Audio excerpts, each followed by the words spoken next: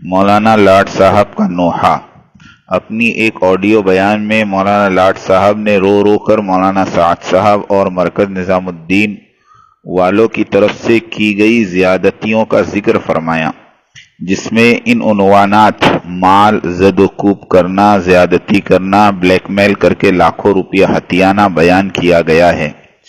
یہاں چند باتیں عرض کی جاتی ہے، ان پر غور و فکر کریں۔ مال، ایک مولوی صاحب کے پاس 15-20 لاکھ روپے، وہ بھی نقد کیوں کر رہے ہوں گے؟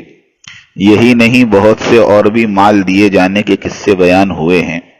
نمبر 2، مرکز نظام الدین خالص دینی اور روحانی جگہ ہے، وہاں ان روپیوں کا کیا کام؟ نمبر 3، مرکز کے مقیمین دعوتی کام، تشکیل، تفقد اور باہر سے آئے ہوئے مہمانوں کی تربیت اور خدمت کے کام انجام دیتے ہیں، وہاں مال کی ریل پھیل اور اس کے اظہار کی کیا ضرورت پڑ گئی؟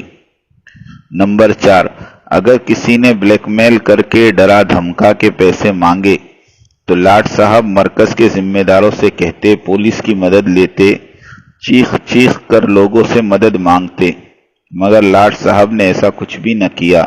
یعنی یہ کوئی آپسی کاروبار لین دین ہو رہا ہوتا ہے، اور جب سامنے والے کی نیت خراب ہو گئی اور پیسے جاتے رہے تو مرکز والے کیا کریں گے؟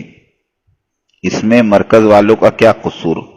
قصور تو لاٹ صاحب کا ہے کہ دعوتی مرکز کو انہوں نے بازار بنا ڈالا اور لین دین شروع کر دی۔ فرمان نبوی ہے، جس کسی کی کوئی چیز مسجد میں گم ہو گئی اور وہ مسجد میں چیخ و پکار کر کے ڈھونڈنے لگے تو اللہ کرے اس کی وہ چیز کبھی نہ ملے۔ حدیث احسن درجے کی ہے۔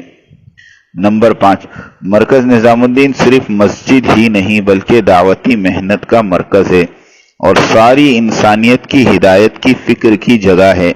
ایسی مبارک جگہ پر ڈھیر سارے مال کو پاس رکھنے کی تو کوئی ضرورت نہیں۔ واہ بھائی واہ، دعوتی مرکز میں کاروبار، دعوتی کام میں قدم اٹھتے نہیں بلکہ اٹھائے جاتے ہیں۔ لاٹ صاحب اور ان کے ساتھی خود سے نہیں نکلے بلکہ اللہ کی مشیت سے نکالے گئے۔ لاٹ صاحب اگر اپنے قول میں سچے اور مخلص ہوتے تو گنجا نشینی اختیار کر لیتے، کسی کونے میں بیٹھ کر دعا میں لگے رہتے، مگر آپ نے تو مرکز سے نکل کر پڑوسی ملک والوں سے تال میل کر کے عالمی شورا بنا ڈالی اور دنیا بھر میں فساد برپا کر دیا۔